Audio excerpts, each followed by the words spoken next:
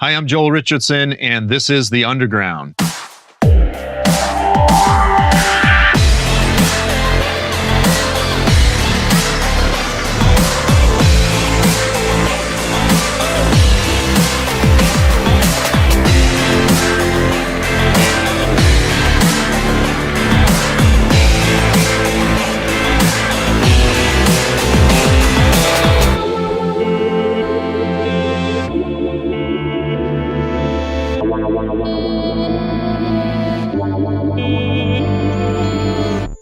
Welcome to this week's episode of The Underground, a program that explores the gospel of Jesus Christ, the testimony of the biblical prophets, current events, and how all of these things relate to you and me. On this week's episode, we are joined by our friend Billy Ray. Billy he and his family have been working in northern Iraq for the past several years, and I had the opportunity and the blessing, along with a team of guys, earlier this year to visit with them and their team in northern Iraq, north of Erbil, up close to the border of Iran, to visit with the refugees and all that they're doing there. And so it's a blessing to have Billy with us this week. Billy, thanks so much for being with us. Yeah, it's good to be here. Just introduce everyone to yourself. When exactly was it that you came to northern Iraq? And then talk about the events of the past year and a half with ISIS and how that really has sort of changed everything in terms of your work there. Yeah, we've been living in the Middle East for about 13 years, in Iraq since 2008. Of course, initially our emphasis was around widows and orphans, as I worked with World Orphans. But as ISIS entered the scene back last summer, 2014, we began reaching out to the refugees and have now built about 5 camps where they dwell. So let me ask you a question. What happened? Here you are in northern Iraq. Suddenly, you're there with your family, children, the whole deal. All of a sudden, the news comes that this radical group burst forth out of Syria. It's sweeping across Iraq. What was it like being on the ground at the time, watching the news unfold? How did you feel up there in northern Iraq? Right. I mean, it was obviously disturbing. Very day that ISIS invaded Mosul, we were in Erbil picking up some new teammates. So the day that they arrived was the same day that ISIS was taking Mosul, which that was about 40 miles away from where we were from the Erbil airport. So that was obviously a little scary. Initially, we kind of prepared again our kind of exit strategy if we needed to take off at any time. But the most impacting thing that we felt was a immediate gas shortage. ISIS took over the Beji refinery, which is in the central part of Iraq, and suddenly we couldn't even drive. And so that kind of, obviously made us a little anxious, a little nervous. But we just felt like God wanted us there, and we weren't checking out anytime soon. And we also had great confidence in the Peshmerga, the Kurdish military, to defend their part of Kurdistan in northern Iraq. A lot of folks here in the West, we're just watching the news, and the nature of the news is that if it bleeds, it leads, and it's all negative all the time, and here's why you should be afraid, and this sort of thing. But the reality is, driving up there, we were there. I was visiting with you in January. Northern Iraq, it's absolutely stunning. It's beautiful. I mean, it looks like something out of The Hobbit, the mountains and the greenery, and just, it really looked like, you were in parts of New Zealand. And so it's really not exactly what a lot of people picture. They say, well, you're in northern Iraq. Oh my gosh, aren't you afraid of getting beheaded on the internet any day? ISIS is only so many miles away. But the reality is there is a large section of northern Iraq there, as you said, that is, this is the region known as Kurdistan. So this is where the Kurds are. The Kurds are ethnically different than the Arabs, and they've always maintained a little bit of a slightly autonomous region, and they have the Peshmerga, which are guarding that whole region. And there really is quite a stable environment, particularly as you're going up into the mountains. So tell people a little bit about the reality there, sort of to get away from all of the negative stereotypes that people picture when they think Iraq? Yeah, I mean, one of the key things, just drawing from history, the no-fly zone that the U.S. implemented in 1991, along with its allies, that really enabled the Kurds to breathe. Saddam was exterminating them up to 180,000, even into the 90s. But that no-fly zone really gave them that respite to develop their own government, their own autonomy, and also began to build up their own defenses. So the Kurdish Peshmerga, the stats I've read, is about 70,000 standing army.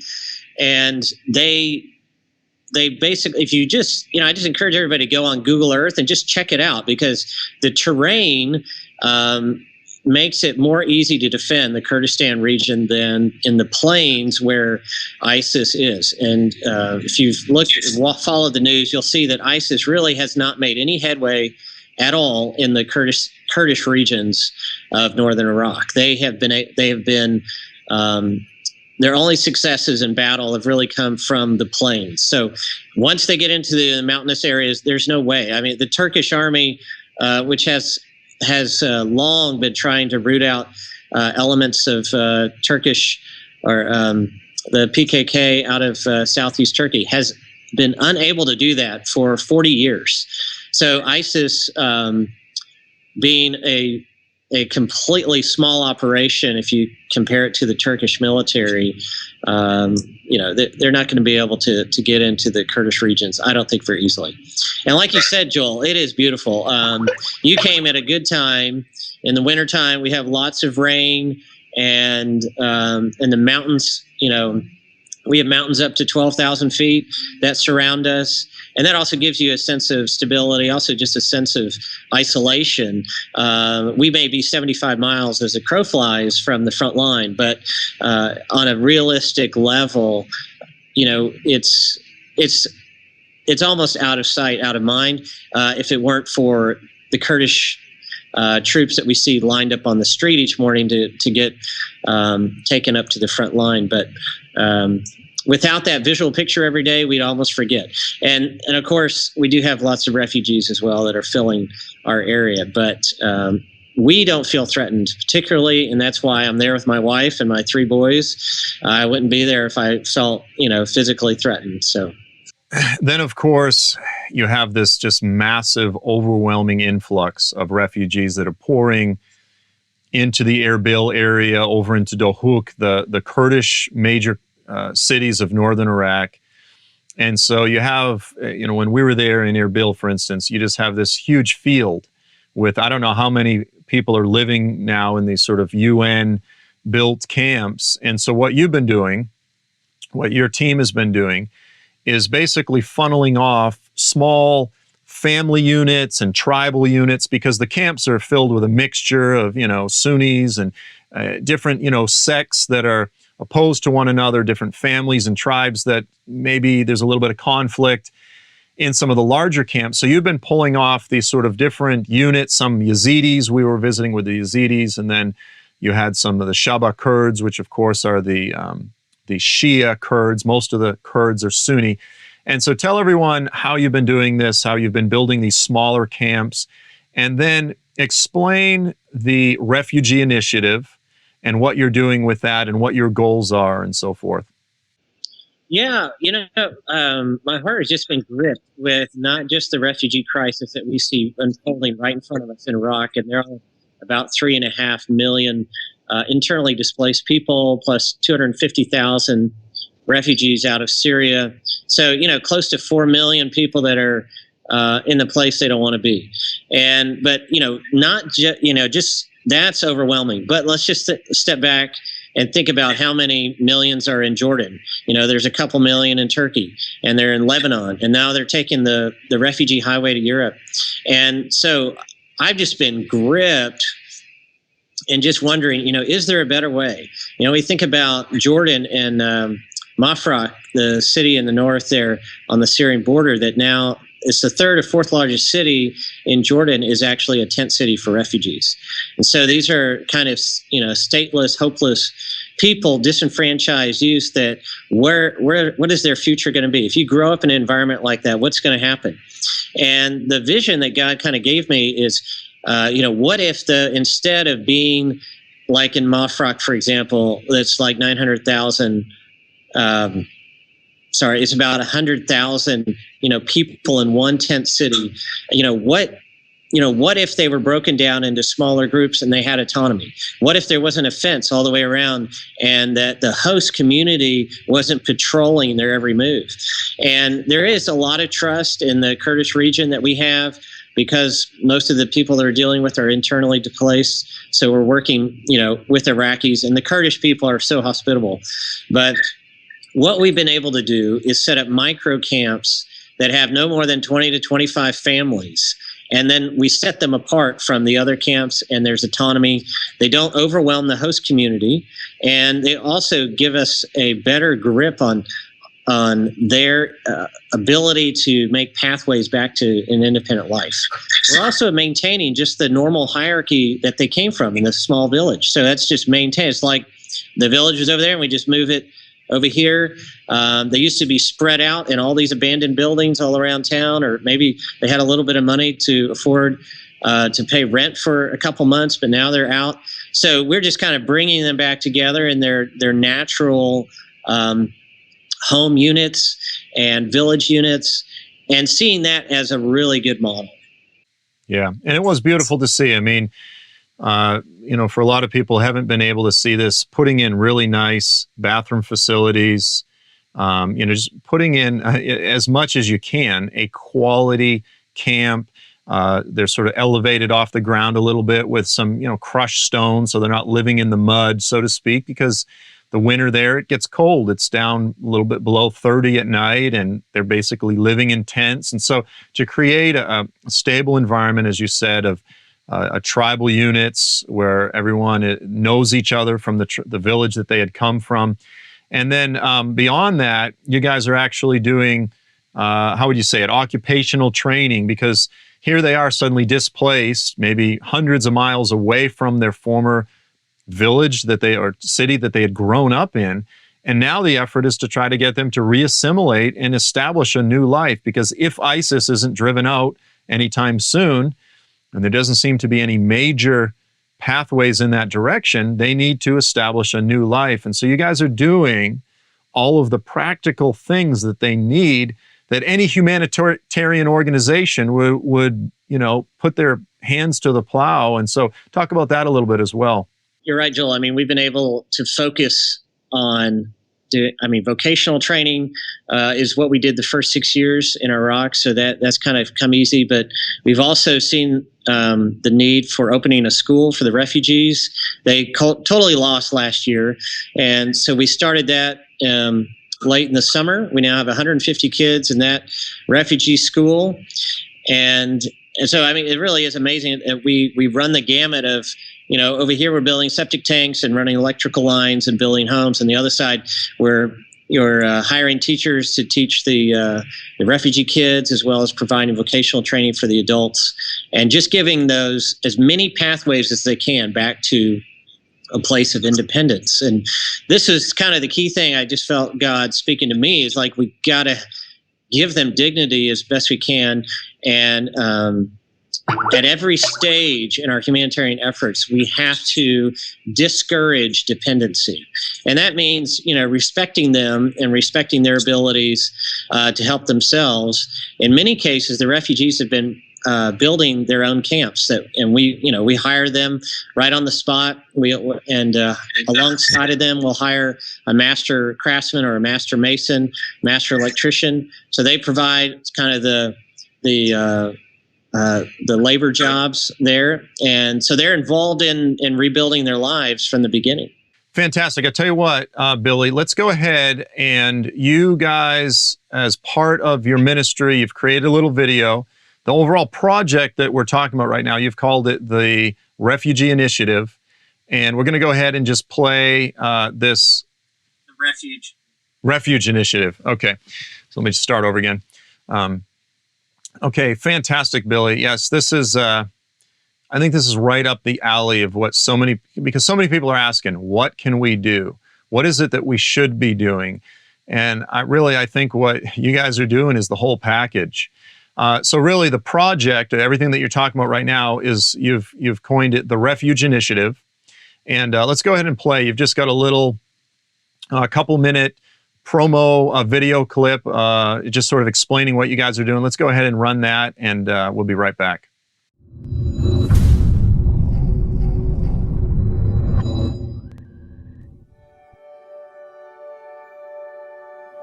In 2014, ISIS brought terror to Iraq. Millions of people have been displaced and have run for their very lives. There are massive camps that are overrun with people with sanitation issues, health concerns, both physical and emotional, and there's no one to care for the individual needs of each person. There has to be a better way. How can we better care for refugees? Well, this is how the Refuge Initiative is responding. Firstly, we build micro-camps, self-governed, allowing family groups to stay together in a village-style setting with home units, kitchens and bathrooms. Secondly, we provide holistic care. That includes trauma counselling, community support and spiritual care. And thirdly, we equip refugees with pathways back to independence, including education, vocational training and job creation. These are not your ordinary refugee camps. We are building communities of hope. Sponsor a refugee today and welcome someone home.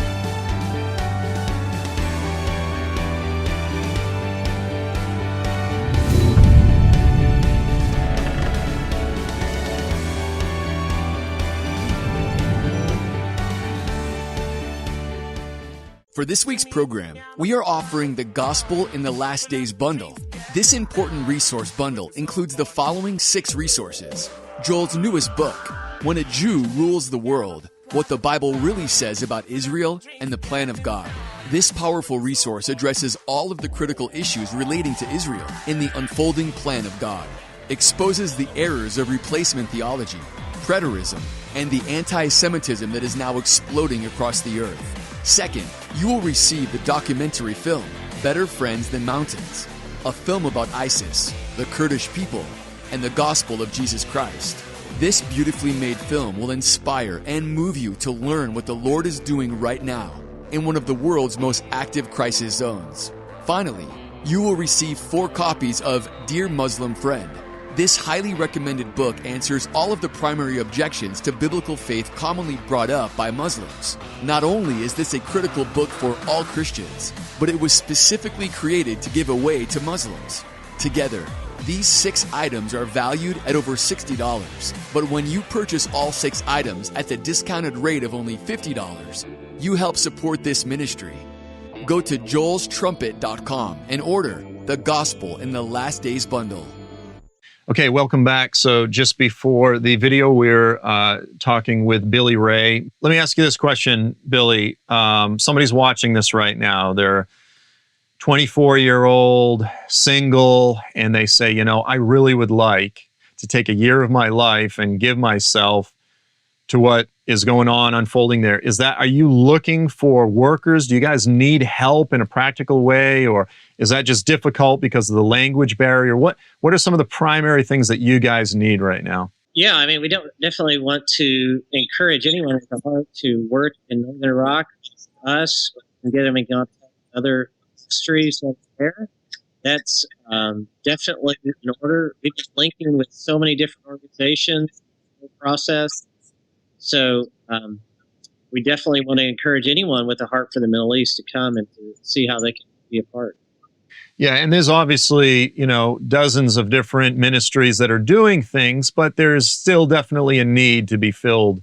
So right now, as we're talking, the big issue in the news are the refugees that are pouring into Europe. And this is really gripping a lot of people. And so one of the things that I'm seeing, even among Christian commentary of the news, is people say ISIS is sending in thousands of sort of undercover agents. This is a huge pathway. This is the fall of Europe. There's going to be thousands of terrorists now in Europe and Germany and this sort of thing. And the fact of the matter is, I'm sure that there are some terrorists among the tens of thousands, if not hundreds of thousands of refugees that are pouring in. On the other hand, we're Christians. Our primary call and mandate is to have a focus on the gospel. Our primary mandate, our primary calling is not self-preservation. And I know that this kind of can rub people the wrong way, but it rubbed Peter the wrong way when Jesus said, I'm going up to Jerusalem to be crucified. And he reacted and said, no, not so, Lord. And Jesus turned around and he said, you don't have the things of God in mind. You have the things of men. And he said, get behind me, Satan. And I see a lot of nationalistic, tribal, carnal reactions among a lot of Christians. The way that I'm looking at this right now is that it's happening. I mean, whether we like it or not, it's happening. There's no turning it back. And so I joked. I said, listen, Christians, it's time to say the serenity prayer and say, there's some things I can't change. Now give me the wisdom to pull the positive out of this and say, this is a tremendous opportunity for the gospel. These people are in need, they're broken, they're desperate, and a lot of them, by the way, many of them, obviously are Muslims. They have seen the true face of radical Islam. And there's a lot of people that are turned off to Islam right now. Their hearts are very open. So if you were just to, with your experience, to give some advice to the church in Europe, even to the church here in the United States, as we're seeing not nearly the number of influx of refugees, but we're seeing some. What is it that we should be focused on right now as we're seeing Syrian refugees coming maybe to our city or to our, nation? What would be the advice that you would give to Christians right now? Joel, it's not easy. I mean, we all have that temptation to give in to self-preservation. And like you said, Peter, he could see an earthly kingdom is what he was looking for, wasn't it? And he knew that if Jesus was knocked out of that picture, there'd be no earthly kingdom for him. And he just didn't get it yet. And we just got to think, that's a great example to use. And then also, you could think about just the example of Judas. I mean, Jesus knew all things, yet he brought Judas into his inner sanctum, into the core of his disciples. If he wanted to preserve his life, he would have never done that. And we just need to get our minds kind of renewed that the point of our life here in this is not to live it to the full. The point is to give it away for someone else. We are disciples of him if we follow in his footsteps. And that was the life that Jesus led. And we have eternity to enjoy all of the benefits of life and, for eternity. Why not give it away now? Why not, have that opportunity to give those crowns to Jesus? This is the thing I remind myself of always when fear starts to crouch upon my heart. I was like, I want to be able to give some mighty crowns to my Lord and Savior, and that will take sacrifice. So, I mean, we don't want to end up in heaven and just be like, what do I have to give my Lord and Savior? There's nothing there. What did I do? And we just gotta, we just kind of, sometimes we just gotta say, this life is not for me. I've been crucified with Christ, and I no longer live, but Christ lives in me. And the life I live in the body, I live by faith in the Son of God who loved me and gave himself for me. This is the time for true believers to shine. And even shine in the face of our enemies or in the face of our persecutors, and to say, we love you in Jesus' name, and I'm going to serve you because Jesus served me, and he took the punishment of all my sin upon the cross and your sin too. And we need to just, we just kind of need to man up and say, we were made to die. We weren't made to just selfishly live out the rest of our lives. And we're not going to be naive. We're not going to be not just to let people take advantage of us. That's not honoring to them or to Jesus. But we are going to be purposefully sacrificial with everything that comes our way. And I just saw some videos last night of some of the Germans just clapping their hands when they would get off the bus or off the train, some of these refugees, and you could just see what an impact it made in their life. Do you think they've ever in their entire life been clapped or been cheered? I can tell you in the Middle Eastern culture, they probably haven't. And not that it's bad, but just that self-sacrificing giving. I mean, there are pieces of the church still strong and alive in Europe. And whether, Europe would like to acknowledge it or not, part of their humanitarian heart that right now, it was paid for in blood by the martyrs of the church in the Protestant Reformation. They are, the reason they're humanitarian today is because of the church of yesteryear. Exactly, that residual influence of Christian culture on Europe, even if in so many ways it's a post-Christian society, that residual impact of Christianity is obviously still there. Well, listen, Billy, we're coming up to all the time that we have for this week. I want to make sure that people get the information they need to connect with you. So what's the main website you want to direct people to? Yeah, they can check out a new website we started called sponsorarefugee.com, or they can go to the refugeinitiative.org website as well to get information and to help us continue doing what we're doing. All right. Yeah, so I just want to encourage everyone. This is a family. This is the real deal. I mean, they're really doing this stuff, really laying down their lives, walking with integrity, and they need your prayers, and there's no end to the amount of finances that they would put to good use if they had it. The opportunity is tremendous. The fields are white unto harvest, and maybe the Lord has called you to, join the work there in Iraq, or maybe the Lord's just called you to be faithful where you are and to give to what the Lord is doing in northern Iraq. So I just, on their behalf, covet your prayers and support for them. So, folks, that's all the time that we have for this week. I want to thank you so much for being with us. If you're in the United States, you're not immune from what's going on in the Middle East. There's a storm coming, no matter where you are, no matter where we are. And we as Christians are called to lay down our lives. As Billy quoted, we've been crucified with Christ. So it's not an issue of choosing to die. According to the scriptures, we've already died. And so let's choose to live as though we've already died and allow the lives that we live to be for Him and for His glory. And we won't regret it. You will not regret it at the last day. So thanks for being with us this week. Look forward to seeing you next week. I'm Joel Richardson, and this is The Underground.